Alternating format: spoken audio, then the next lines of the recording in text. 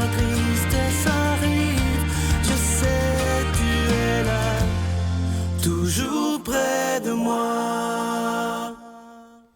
Bon vendredi, bienvenue à votre émission La Victoire de l'amour. J'espère que vous allez bien ce matin, qu'on se prépare à vivre une belle journée.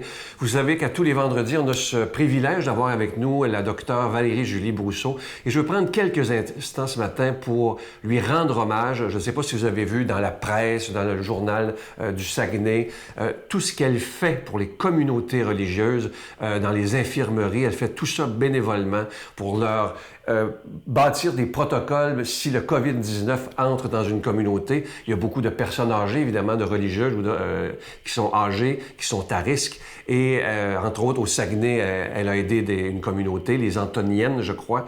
Et elle fait un travail extraordinaire et tout ça, elle le fait par amour de Dieu, par amour de Jésus. Et elle fait ça bénévolement. Je trouve ça absolument extraordinaire. Un médecin absolument hors du commun. Et ce que je vous dis souvent, on est très chanceux de l'avoir avec nous parce qu'elle est débordée, mais elle tient à annoncer la parole de Dieu. On la rejoint, la docteure Valérie-Julie Brousseau.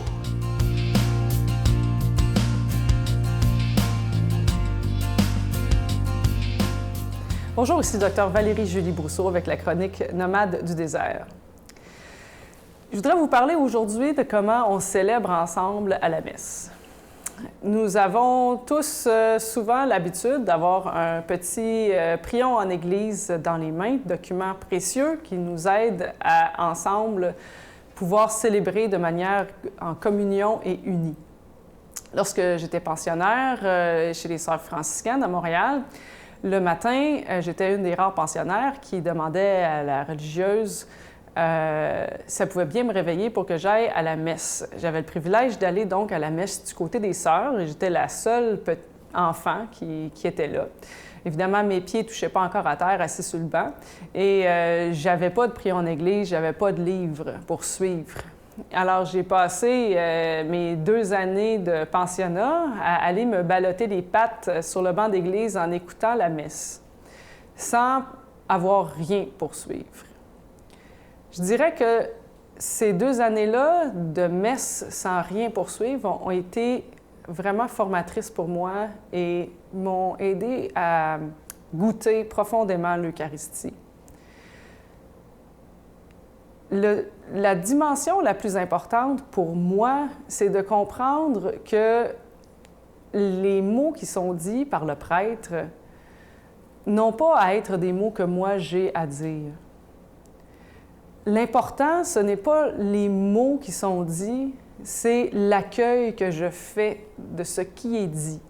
Ce qui est dit est bien au-delà des mots. C'est un mystère qui arrive à trouver des mots très faibles pour essayer de se révéler. Et fondamentalement, ce qui donne la valeur aux prières, particulièrement aux prières de consécration du prêtre, c'est mon « Amen ». Un « Amen », c'est profondément une adhésion du cœur, de l'intelligence, de l'âme, à ce qui est le contenu des mots de la prière.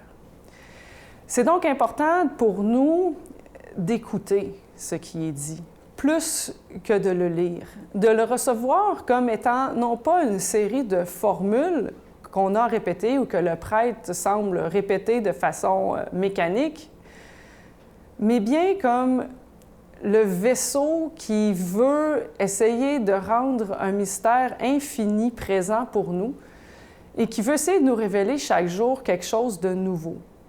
Est-ce que nous sommes capables d'écouter ces mots et de nous dire, malgré le fait qu'on les a entendus des centaines de fois peut-être, qu'il y a encore quelque chose de neuf à l'intérieur, quelque chose qui nous invite à aller plus loin, quelque chose qui nous invite à une relation plus profonde. Alors, je vous invite à lire votre prière en Église, à lire votre liturgie avant d'aller à l'Eucharistie, si possible. Arrivez 2-3 minutes avant la messe, lisez-le, vous asseoir et d'essayer de voir, juste d'écouter. Essayez de répondre des « Amen » qui sont pleins. Notre Père qui es aux cieux, que ton nom soit sanctifié, que ton règne vienne, que ta volonté soit faite sur la terre comme au ciel.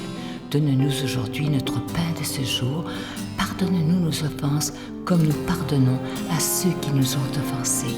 Ne nous laisse pas entrer en tentation, mais délivre-nous du mal, car c'est à toi qu'appartient le règne, la puissance et la gloire pour les siècles des siècles. Amen. Mon Père, je m'abandonne à toi. Fais de moi ce qu'il te plaira. Quoi que tu fasses de moi, je te remercie. Je suis prête à tout, j'accepte tout, pourvu que ta volonté se fasse en moi, en toutes les créatures. Je ne désire rien d'autre, mon Dieu. Je remets mon âme entre tes mains.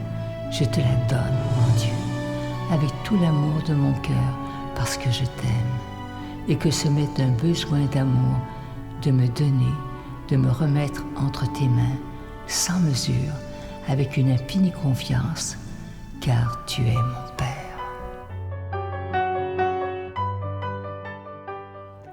Comme vous le savez, le mois de mai, on dit toujours que c'est le mois le plus beau, le mois de Marie. C'est pourquoi on a choisi un très, très beau cadeau du mois. Il s'agit d'un chapelet qui est en cristal ambré. Il s'appelle le chapelet de Marie protectrice et il est déjà béni. Vous le recevrez avec un don de 25 $ et si vous en voulez deux, avec un don de 40 $. Je vous rappelle que vous recevrez également un reçu pour fin d'impôt. Il est vraiment d'une très, très grande qualité, ce chapelet. Alors, je vous donne l'adresse. La Victoire de l'Amour, case postale 120, succursale Boucherville à Boucherville, le J4B 5E6, je vous la redonne. La Victoire de l'Amour, case postale 120, succursale Boucherville à Boucherville, le J4B 5E6. Également par téléphone, par carte de crédit du lundi au vendredi de 8h30 à 16h30 dans le 514-523-4433, 523-4433 ou sans frais le 1-888-811-9291, 1-888-811-9291 et aussi sur notre site Internet, le www.lavictoiredelamour.org. Vous savez que pour ceux qui font leurs dons sur Internet, je veux tout de suite vous rassurer, c'est évidemment très rapide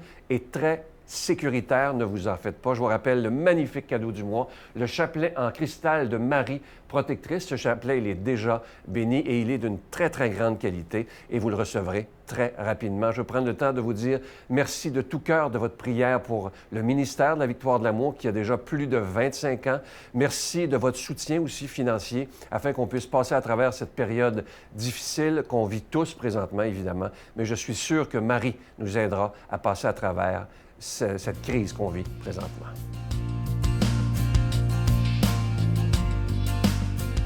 Mon Dieu, donnez-moi la sérénité d'accepter les choses que je ne peux changer, le courage de changer les choses que je peux et la sagesse d'en connaître la différence.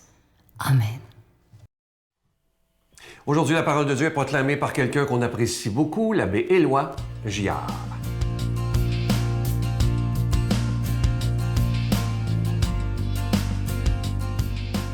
Bon matin, mes amis. Hey, nous voilà rendus au 15 mai, en plein temps des semences, probablement. Et que les semences, c'est important. Notre planète vit probablement encore dans les tourmentes de la crise causée par le coronavirus. Mais je prêche devant une croix, vous la voyez, hein? Qu'est-ce que nous dit la croix, sinon que lui, il a été capable de transformer la souffrance en amour.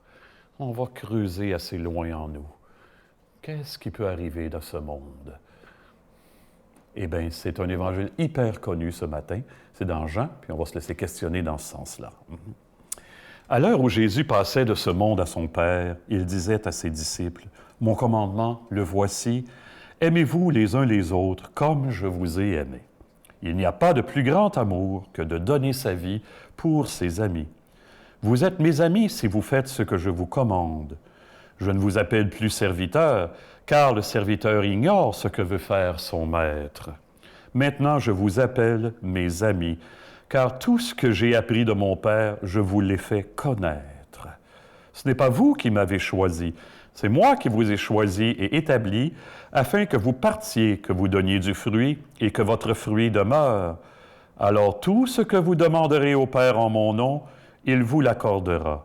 Ce que je vous commande, c'est de vous aimer les uns les autres.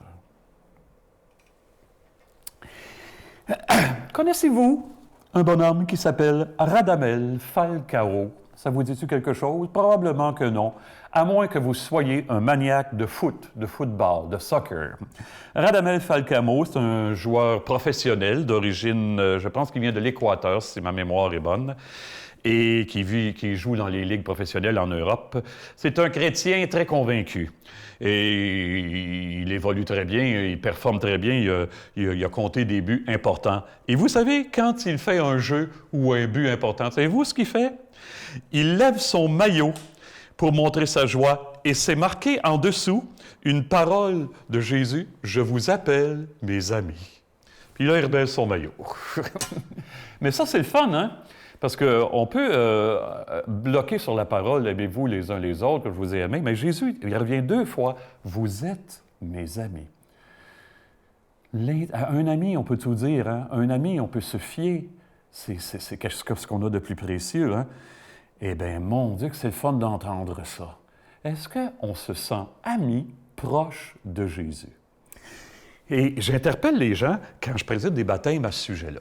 Souvent, je vais dire aux gens qui préparent le baptême, donnez-leur pas de texte à trouver, parce que, vous savez, on va leur dire, vous avez le choix en certains textes de la Bible, vous les lirez, là, puis quand vous arriverez au baptême, vous le direz au prêtre. Moi, je leur dis, donnez-leur pas de texte. Puis là, au début de la célébration, je leur dis, c'est vous qui allez trouver des paroles de Dieu. C'est pour les remettre en question, hein. 5 paroles de Dieu, et là, on va travailler à partir de ça. Bien sûr, la première qui sort, aimez-vous les uns les autres. Mais là, je vous dis, vous en manque la moitié, hein. Comme je vous ai aimé. C'est ça qui crée le lien intime. Comme il m'a aimé, je ne peux pas passer à côté d'une révolution intérieure si je prends conscience de comment Jésus m'a aimé, parce qu'il m'a aimé jusqu'au bout. Aimer comme Jésus aime, c'est servir humblement les autres, les aider à grandir dans la vérité, dans la liberté, dans l'amour. Facile à dire, un peu moins à faire. On a nos petits côtés sombres, et on pense qu'on ne sera jamais capable d'aimer comme Jésus. Puis-je vous citer les alcooliques anonymes dans leur petit livre de réflexion quotidienne? Écoutez bien ça. Les AA, ils disent, regardez, eux, ils savent comment ils n'ont arraché avant d'entrer dans les AA.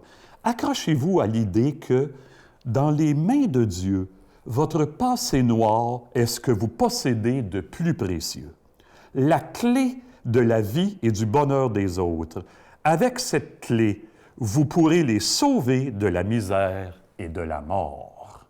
Wow! Le passé transfiguré, c'est ça qui change le monde. Avec cette clé, vous pourrez les sauver de la misère et de la mort. Les gens arrivent là, ils sont démolis, ils sont tout croches. Hein?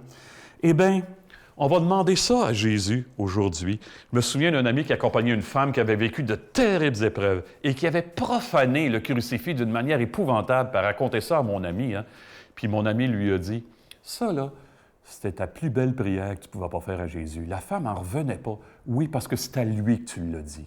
Lui, là, il n'est qu'amour.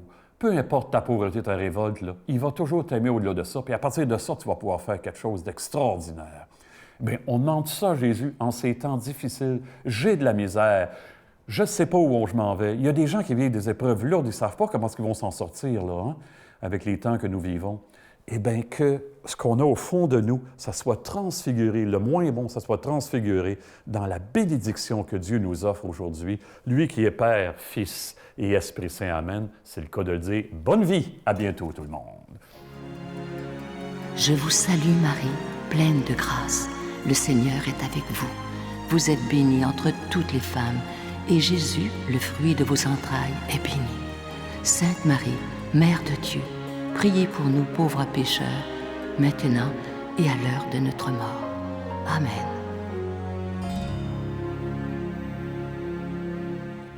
Il me reste que le temps de vous dire, vous savez qu'on est vendredi, donc cet après-midi à 15h, on prend le temps de réciter, de prier à notre Père. Je vous salue Marie, et gloire soit au Père. À demain.